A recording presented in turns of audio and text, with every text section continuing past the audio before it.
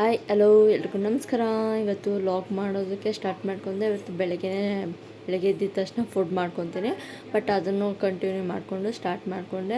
ಇವತ್ತು ಏನಪ್ಪ ಅಂದರೆ ಲಕ್ಷ್ಮೀ ನರಸಿಂಹಸ್ವಾಮಿ ಜಯಂತಿ ಕೂಡ. ಇವತ್ತು ನಾನು ಮನೆಯಲ್ಲಿ ಸಿಂಪಲ್ಲಾಗಿ ಬ್ರೇಕ್ಫಾಸ್ಟ್ ಮಾಡಿಕೊಂಡೆ, ಮತ್ತು ಅನ್ನನೂ ಮಾವಿನಕಾಯಿ ಚಟ್ನಿ ಮಾಡ್ಕೊತಾ ಇದ್ದೀನಿ. ಇವತ್ತು ಹೆಂಗೆಲ್ಲ ಮಾಡೋದು ಅಂತ ನಾನು ನಿಮ್ಮ ಜೊತೆ ಶೇರ್ ಮಾಡ್ಕೊತಾ ಇದ್ದೀನಿ. ನೀವು ನೋಡ್ಬೋದು, ಒಂದು ಕಡಾಯಿಗೆ 1 ಸ್ಪೂನ್ ಆಗೋಷ್ಟು ಕಡಲೆಬೇಳೆ, 1 ಸ್ಪೂನು ಉದ್ದಿನಬೇಳೆ, ಹಾಗೆ ಬ್ಯಾಡಿಗೆ ಮೆಣಸಿನ್ಕಾಯಿ, ಒಂದು 5-6 ಒಣಮೆಣಸಿನಕಾಯಿ, ಒಂದು 2 ಎತ್ಕೊಂಡಿದ್ದೀನಿ. ಹಾಗೆ ಒಂದು ಸ್ವಲ್ಪ ಎಣ್ಣೆ ಹಾಕ್ಕೊಂಡು ಚೆನ್ನಾಗಿ ಮಿಕ್ಸ್ ಮಾಡ್ಕೊತಾ ಇದ್ದೀನಿ. ಸ್ವಲ್ಪ ಕಲರ್ ಬರೋವರೆಗೂ ಚೆನ್ನಾಗಿ ಫ್ರೈ ಮಾಡ್ಕೋಬೇಕು. ಫ್ರೈ ಮಾಡ್ಕೊಂಡಿದ್ದಾದಮೇಲೆ ಅದಕ್ಕೆ ಸ್ವಲ್ಪ ಜೀರಿಗೆ, ಒಂದು ಅರ್ಧ ಸ್ಪೂನ್ ಜೀರಿಗೆ, ಒಂದು 1/4 ಸ್ಪೂನ್ ಮೆಂತ್ಯ ಹಾಕ್ಕೊಂಡು ಅದನ್ನು ಚೆನ್ನಾಗಿ ಮಿಕ್ಸ್ ಮಾಡ್ಕೊತಾ ಇದ್ದೀನಿ. ಅದು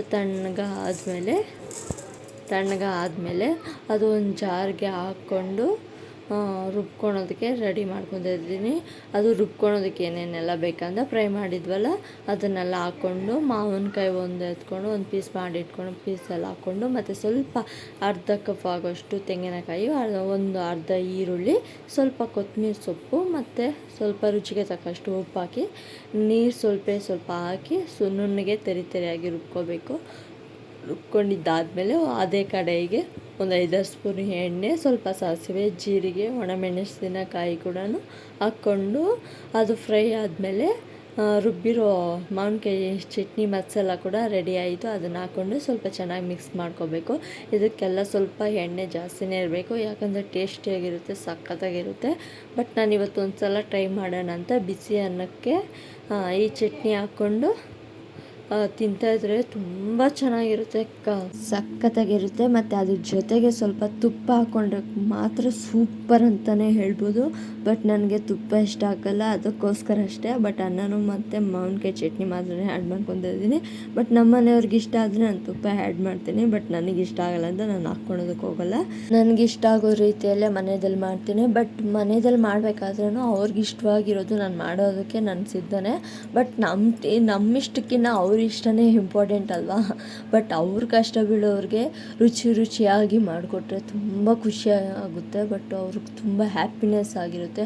ಬಟ್ ಹೊರ್ಗಡೆ ತಿನ್ನೋದು ಮಾಮೂಲಿ ಆಗಿರುತ್ತೆ. ಬಟ್ ಮನೆಯಲ್ಲೇ ಖುಷಿಯಿಂದ ಮಾಡಿಕೊಟ್ರೆ ಎಷ್ಟು ಸಂತೋಷ ಪಡ್ತಾರಲ್ವ. ಅದನ್ನೇ ನಾವು ಅಷ್ಟೇ ಮನೆಯಲ್ಲಿ, ನಾನು ಅಷ್ಟೇ ನನ್ನ ಕೈಯಲ್ಲಿ ಎಷ್ಟಾಗುತ್ತೋ ಅಷ್ಟು ಸಿಂಪಲ್ಲಾಗಿ ಮಾಡಿಕೊಡ್ತೀನಿ. ಬಟ್ ಗ್ರ್ಯಾಂಡ್ ಏನಿಲ್ಲ ಅಂದರೆ ಕೂಡ ನಮ್ಮ ಮನೆಯಲ್ಲಿ ಜಾಸ್ತಿ ಮುದ್ದೆನೇ ಇಷ್ಟಪಡ್ತಾರೆ. ನಮ್ಮ ಮನೆಯವರು ಅಷ್ಟೇ, ನಮ್ಮ ಮಾವನೂ ಅಷ್ಟೇ. ಬಟ್ ನಮ್ಗೆ ಅದು ಅಭ್ಯಾಸ ಆಗ್ಬಿಟ್ಟಿದೆ. ಬೆಳಗ್ಗೆ ಮತ್ತು ಈವ್ನಿಂಗ್ ಆಗಿ ಮುದ್ದೆ ಮಾಡ್ಕೊಂಡು ನಮ್ಗೆ ಅಭ್ಯಾಸ ಆಗ್ಬಿಟ್ಟಿದೆ. ಮುದ್ದೆ ಇಲ್ಲಾಂದರೆ ಬಟ್ ಅನ್ನ ತಿಂದು ನಮ್ಮ ಕೈಯಲ್ಲಿ ಇರೋದಕ್ಕಾಗಲ್ಲ. ಬಟ್ ಮುದ್ದೆನೇ ತಿನ್ನಬೇಕು ಅಂತ ತುಂಬ ಇಷ್ಟಪಡ್ತೀವಿ. ಹಾಗೆ ನಮ್ಮ ಮನೆಯವ್ರಿಗೂ ಅಷ್ಟೇ, ಬೇರೆ ಐಟಮ್ಸ್ಗಿನ್ನ ಮುದ್ದೆನೇ ಇಷ್ಟಪಡೋದು ಜಾಸ್ತಿ. ನಮ್ಗೆ ಯಾವ ಥರ ಇಷ್ಟ ಆಗುತ್ತೋ ಆ ಥರ ಊಟ ಮಾಡಿಕೊಟ್ರೆ ಅವ್ರು ತುಂಬಾ ಖುಷಿ ಪಡ್ತಾರೆ. ಬಟ್ ನಾನಿವತ್ತು ಎಲ್ಲ ಕೆಲಸನೂ ಕಿಚನಲ್ಲೇ ಮುಗಿಸ್ಕೊಂಡು ಹಾಗೆ ಸ್ವಲ್ಪ ಸ್ವೀಟ್ ಕೂಡ ಮಾಡ್ಕೊಂಡಿದ್ದೆ. ಬಟ್ ಅದೇನೋ ಮಾಡೋಕ್ಕೋಗಿ ಏನೋ ಆಗೋಯಿತು. ಬಟ್ ಏನು ಮಾಡೋದಕ್ಕೂ ಆಗಲಿಲ್ಲ. ಬಟ್ ಚೆನ್ನಾಗೇನೋ ಬಂತು, ಸ್ವೀಟಾಗಿದೆ. ಬಟ್ ಇನ್ನೊಂದು ವೀಡಿಯೋದಲ್ಲಿ ಅಪ್ಲೋಡ್ ಮಾಡ್ತೀನಿ, ನೀವು ನೋಡ್ಬೋದು. ಇವತ್ತು ನಾನು ಎಲ್ಲ ಕಿಚನೆಲ್ಲ ಕೆಲಸ ಮುಗಿಸ್ಕೊಂಡು, ಪಾತ್ರೆ ಎಲ್ಲ ಜಾಸ್ತಿ ಇತ್ತು, ಪಾತ್ರೆ ಎಲ್ಲ ತೊಳೆದುಬಿಟ್ಟು ಕಿಚನ್ ಪೂರ್ತಿ ಕಂಪ್ಲೀಟ್ ಮಾಡಿಕೊಂಡೆ ಕೆಲಸ. ಮನೆ ಬಾಗಿಲೆಲ್ಲ ಕ್ಲೀನ್ ಮಾಡಿಕೊಂಡು ಹಾಗೆ ನಾನು ಫ್ರೆಶ್ ಅಪ್ ಆಗಿ ಮತ್ತು ನನ್ನ ಮಗಳಿಗೂ ಫ್ರೆಶ್ ಅಪ್ ಮಾಡಿ ನಾವಿಬ್ಬರು ರೆಡಿಯಾಗಿ ಮತ್ತು ದೇವ್ರ ಮನೆಗೆ ಬಂದೆ. ದೇವ್ರ ಮನೆಯೆಲ್ಲ ಕ್ಲೀನ್ ಮಾಡ್ಕೋಬೇಕಾಯಿತು. ಒಂದು 50 ಡೇಸ್ ಆಗೋಗಿತ್ತು. ಬಟ್ ಎಲ್ಲೆಲ್ಲ ಬಾಡೋ ರೀತಿಯಲ್ಲಿ ಬಂದಿತ್ತು, ಅದಕ್ಕೆ ಚೇಂಜ್ ಮಾಡಿಬಿಡೋಣ ಅಂತ. ನಾಳೆ ಹುಣ್ಣಿಮೆ ಬೇರೆ, ಇವತ್ತು ಲಕ್ಷ್ಮೀ ನರಸಿಂಹಸ್ವಾಮಿ ಜಯಂತಿ ಬೇರೆ, ಅದಕ್ಕೆ ಇವತ್ತು ದೇವ್ರು ಕೂಡ ಬರುತ್ತೆ ಅಂತ ನಾನು ಕೇಳ್ಪಟ್ಟಿದ್ದೆ. ಅದಕ್ಕಾಗಿ ಇವತ್ತು ಮನೆಯಲ್ಲೆಲ್ಲ ದೇವ್ರ ಫೋಟೋಸ್ ಎಲ್ಲ ಕ್ಲೀನ್ ಮಾಡಿ ಮತ್ತೆಲ್ಲ ಅರ್ಶಿನ ಕುಂಕುಮಕ್ಕೆ ಮತ್ತು ದೇವ್ರ ಪಾತ್ರೆ ಎಲ್ಲ ತೊಳೆದು ಮತ್ತು ಎಲ್ಲ ಜೋಡಿಸಿ ಇಟ್ಕೊತಾ ಇದ್ದೀನಿ. ಹಾಗೆ ಹೊಸ್ಲುಗಳಿಗೆಲ್ಲ ಅರ್ಶಿನ ಕುಂಕುಮ ಇಟ್ಟು ಹಾಗೆ ನಮ್ಮ ಪುಟಾಣಿ ಕೂಡ ರೆಡಿ ಮಾಡಿಬಿಟ್ಟು, ಯಾಕಂದರೆ ಅವಳ ಕೈಯಲ್ಲಿ ಪೂಜೆ ಮಾಡಿಸೋಣ ಅಂತ ಅನ್ನಿಸ್ತು. ಯಾಕೋ ಏನೋ ಗೊತ್ತಿಲ್ಲ. ಬಟ್ ಇವತ್ತು ಅಕ್ಷರಾಭ್ಯಾಸ ಮಾಡಿಸೋಣ ಅಂತ ನಾನು ಇವತ್ತು ಚಿತ್ತ ಪೌರ್ಣಮಿ ದಿನವೇ ನಾನು ಮಾಡ್ತಾಯಿದ್ದೀನಿ. ಯಾಕಂದರೆ ಇವತ್ತು ಬೆಳಗ್ಗೆ 9:30 ಹುಣ್ಣಿಮೆ ಸ್ಟಾರ್ಟ್ ಆಗಿದೆ. ನಾಳೆವರೆಗೂ ಇರುತ್ತೆ ಹುಣ್ಣಿಮೆ. ಬಟ್ ನಾನು ಇವತ್ತೆಲ್ಲ ಕ್ಲೀನ್ ಮಾಡ್ಕೊತಾ ಇದ್ದೀನಿ. ನಾಳೆ ಶುಕ್ರವಾರ ಅಂದ್ರೆ ನಾಳೆ ಕಳಶ ಎತ್ತಂಗಿಲ್ಲ ಅಂದ್ಬಿಟ್ಟು ನಾನು ಇವತ್ತೇ ಗುರುವಾರದ ದಿನವೇ ನಾನು ಎಲ್ಲ ಕ್ಲೀನ್ ಮಾಡಿ ಇಟ್ಕೊಂಡ್ಬಿಟ್ಟೆ. ನನ್ನ ಮಗಳಿಗೆ ಹೂವು ಕಟ್ ಮಾಡಿಕೊಟ್ಟು ಹೂವೆಲ್ಲ ಜೋಡಿಸ್ತಾ ಇದ್ಲು. ಹಾಗೆ ನಮ್ಮ ಮನೆಯಾಗ ಒಂದು ಚಿಕ್ಕ ಫೋಟೋ ಕೂಡ ಬಂದಿದೆ ರಾಘವೇಂದ್ರ ಸ್ವಾಮಿ ಅಂತ. ಬಟ್ ನನಗೆ ತುಂಬ ಖುಷಿ ಅಂದರೆ ನಮ್ಮ ಅಕ್ಕನೇ ಗಿಫ್ಟಾಗಿ ಕೊಡಿಸಿದ್ದು. ಬಟ್ ನನಗೆ ತುಂಬಾ ಖುಷಿ. ಬಟ್ ನಾನು ತಗೋಬೇಕಂತ ತುಂಬ ಆಸೆ ಪಟ್ಟಿದ್ದೆ, ಬಟ್ ಆಗಲೇ ಇಲ್ಲ. ಬಟ್ ಏನು ಮಾಡೋದು ಅಂತ ನಮ್ಮ ಅಕ್ಕನೇ ನಮ್ಗೆ ರಾಘವೇಂದ್ರ ಸ್ವಾಮಿ ಫೋಟೋನೇ ಕೊಡಿಸಿದ್ಲು. ಬಟ್ ತುಂಬ ಖುಷಿ ಆಯಿತು. ಬಟ್ ನಾನು ಅದನ್ನ ಜಾಸ್ತಿ ದಿನದಿಂದ ಫೋಟೋ ತಗೋಬೇಕಂತ ತುಂಬಾ ಆಸೆ ಪಟ್ಟಿದ್ದೆ. ಬಟ್ ಏನೋ ಗೊತ್ತಾಗಲಿಲ್ಲ. ಬಟ್ ರಾಘವೇಂದ್ರ ಸ್ವಾಮಿ ಮೇಲೆ ಕರುಣೆ ಯಾವ ಥರ ಬಂತು ಅಂತಲೇ ಗೊತ್ತಾಗಿಲ್ಲ. ಬಟ್ ನನ್ನ ಕಷ್ಟ ಸುಖ ನೋವು ದುಃಖ ಪ್ರತಿಯೊಂದೂ ಆ ದೇವ್ರ ಹತ್ರ ಹೇಳ್ಕೊತೀನಿ.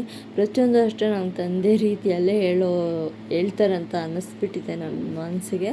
ಅದಕ್ಕೆ ಆಯಪ್ಪನ ಫೋಟೋನೇ ನಮ್ಮ ಮನೆಗೆ ತರಬೇಕು ಅಂತ ತುಂಬ ಎಷ್ಟೋ ದಿನಗಳಿಂದ ಕಾದಿದ್ದೆ. ಬಟ್ ಏನೂ ಆಗಲಿಲ್ಲ. ಬಟ್ ನಮ್ಮಕ್ಕ ನನ್ನ ಖುಷಿಗೋಸ್ಕರ ನಮ್ಮಕ್ಕ ಆ ಫೋಟೋ ತಗೊಟ್ಲು. ಬಟ್ ನನಗೊಂದೇ ನಮ್ಮ ಅಕ್ಕಗೆ ನಾನು ಏನು ಹೇಳಿಲ್ಲ ಅಂದ ಕೂಡ ನಮ್ಮಕ್ಕ ಅವಳು ಪ್ರೀತಿಯಿಂದ ತಗೊಟ್ಲು. ನನಗೆ ತುಂಬಾ ಇಷ್ಟ ಆಗ್ಬಿಡ್ತು. ಅದು ನಾನು ಕೇಳೋದು ಮುಂಚೆನೇ ನಮ್ಮ ಅಕ್ಕನ ಕೊಡಿಸಿಲ್ಲ ಅಂದರೆ ಅದು ಗ್ರೇಟ್ ಅಲ್ವಾ. ಅದಕ್ಕೆ ನಮ್ಮ ಅಕ್ಕ ಕೊಡಿಸಿದ ತಕ್ಷಣ ನಾನು ಎತ್ಕೊಬಂದು ಅವತ್ತು ಬಂದಿಟ್ಟಿದ್ದೆ. ದೇವ್ರ ಪೂಜೆ ಕೂಡ ಮಾಡಿದ್ದೆ. ಅವತ್ತು ತುಂಬಾ ಖುಷಿ ಆಗ್ಬಿಟ್ಟು. ಬಟ್ ನಮ್ಮ ಅಕ್ಕಗೆ ನಾನು ಥ್ಯಾಂಕ್ಸು ಹೇಳಿಲ್ಲ, ಏನು ಹೇಳಿಲ್ಲ. ಬಟ್ ಎತ್ಕೊಬಂದು ಮನೆಯಲ್ಲಿ ಇಟ್ಟು ಪೂಜೆ ಮಾಡಿದ್ದೆ. ನನ್ನ ಖುಷಿ. ಬಟ್ ಎಷ್ಟು ಖುಷಿಯಾಗ್ಬಿಟ್ಟಿತ್ತು ಅಂದರೆ ಅರ್ಶಿನ ಹಾಕಿ ಮತ್ತು ದೇವ್ರ ಫೋಟೋ ಮುಂದ್ಗಡೆ ದೀಪಗಳನ್ನು ಕೂಡ ಇಟ್ಟಿದ್ದೆ. ಬಟ್ ಹಾಗೆ ನನ್ನ ಮಗಳು ಕೂಡ ಪೂಜೆ ಮಾಡೋದಕ್ಕೆ ರೆಡಿ ಮಾಡ್ಕೊತಾವಳೆ. ಬಟ್ ಒಂದೇ ಒಂದು ಅನ್ಸೋದು, ನಾವು ಎಷ್ಟೇ ಒಳ್ಳೇದು ಮಾಡೋಕ್ಕೆ ಹೋಗಲಿ ಜನ ಎಲ್ಲ ನಮ್ಮ ಕೆಟ್ಟದ್ದನ್ನೇ ಬಯಸ್ತಾರೆ. ಅದು ಈಗಲೇ ಅಲ್ಲ, ಪ್ರತಿಯೊಂದು ಜನ್ರೇಷನಲ್ಲೂ ಅದೇ ಇರುತ್ತೆ. ಬಟ್ ನಾವು ಎಷ್ಟೇ ಒಳ್ಳೆಯದನ್ನು ಬಯಸೋಕೆ ಹೋದ್ರೂ ಬಟ್ ಬೇರೆಯವರೆಲ್ಲ ಕೆಟ್ಟದ್ದೇ ಬಯಸ್ತಾರೆ. ಬಟ್ ನಾನು ಇವಾಗ ವೀಡಿಯೋಸ್ ಮಾಡ್ತಾ ಇರೋದ್ರಿಂದ ಎಷ್ಟು ಜನ ಆಡ್ಕೊತಾರೆ, ನಗೀತಾರೆ, ಹೇಳ್ತಾರೆ, ಪ್ರತಿಯೊಂದು ಎಷ್ಟು ಹೇಳೋಕ್ಕೆ ಆಗಲ್ಲ. ಬಟ್ ಅದನ್ನೆಲ್ಲ ನಾನು ದೇವ್ರಿಗೆ ಒಪ್ಪಿಸ್ಬಿಟ್ಟು ಮುಂದೆ ಹೋಗ್ತಾ ಇದ್ದೀನಿ. ಬಟ್ ನೋಡೋಣ, ಈ ವಿಡಿಯೋ ಎಲ್ರಿಗೂ ಇಷ್ಟ ಆಗಿದ್ರೆ ಲೈಕ್ ಮಾಡಿ, ಶೇರ್ ಮಾಡಿ, ಕಮೆಂಟ್ ಮಾಡಿ. ಹಾಗೆ ಇನ್ನೊಂದು ಖುಷಿ ವಿಚಾರ ಅಂದರೆ ನಮ್ಮ ಮನೆಯಲ್ಲೇ ನಮ್ಮ ಹಸ್ಬೆಂಡ್ ಕೂಡ ನನಗೆ ಸರ್ಪ್ರೈಸಾಗಿ ಒಂದು ವಾಷಿಂಗ್ ಮಿಷಿನ್ ಕೊಡಿಸಿದ್ರು. ಬಟ್ ಜಾಸ್ತಿ ದಿನದಿಂದ ಕೊಡಿಸ್ಬೇಕು ಅಂತ ಅವ್ರು ತುಂಬ ಆಸೆ ಪಟ್ಟಿದ್ರು. ಬಟ್ ಆ ಕ್ಷಣಕ್ಕೆ ಏನಾದರೂ ಒಂದೊಂದು ಪ್ರಾಬ್ಲಮ್ಸ್ ಬರ್ತಾನೆ ಇರ್ತಿತ್ತು. ಅದಕ್ಕೆ ಈ ಸಲ ಸ್ವಲ್ಪ ಲೇಟ್ ಆದರೂ ಕೂಡ ಪರವಾಗಿಲ್ಲ, ಚೆನ್ನಾಗಿರೋದೇ ಕೊಡಿಸಿದ್ದಾರೆ. ತುಂಬ ಖುಷಿ ಆಗ್ಬಿಡ್ತು. IFB ಅನ್ನೋ ಬ್ರ್ಯಾಂಡ್ನಿಂದ ಕೊಡಿಸಿದ್ದಾರೆ. ಬಟ್ ತುಂಬ ಖುಷಿ ಆಯಿತು. ನಮ್ಮ ಮನೆಯಲ್ಲೂ ಎಲ್ಲರ ಮನೆದಕ್ಕಿಂತ ನಮ್ಮ ಮನೆಯಲ್ಲೂ ಒಂದು ವಾಷಿಂಗ್ ಮಿಷಿನ್ ಇದೆ ಅಂತ ಹೇಳ್ಕೊಳೋದು ದೊಡ್ಡ ಖುಷಿ ಅಂತಲೇ ಹೇಳ್ಬೋದು. ನಾವು ಒಬ್ಬರು ನೋಡಿ ನಾವು ಕಲಿತ್ರೆ ನಮ್ಮನ್ನು ನೋಡಿ ಕಲಿಯೋರು 4 ಜನ ಇರ್ತಾರಲ್ವಾ. ಇದೇ ಎಕ್ಸಾಂಪಲ್ ನಾನು ಹೇಳೋದಕ್ಕೆ ಇಷ್ಟಪಡ್ತೀನಿ. ಬಟ್ ನಮ್ಮ ಮನೆಗೂ ಒಂದು ವಾಷಿಂಗ್ ಮಿಷಿನ್ ಬಂದ್ಬಿಡ್ತು. ನಂಗೆ ತುಂಬಾ ಖುಷಿ ಆಗ್ಬಿಡ್ತು. ದೇವರು ಕೂಡ ಮೆರವಣಿಗೆ ಬಂದಿತ್ತು. ನಾನು ಪೂಜೆ ಕೊಟ್ಟು ಈ ವಿಡಿಯೋ ಎಲ್ಲಿಗೆ ಎಂಡ್ ಮಾಡ್ತೀನಿ. Thank you, bye.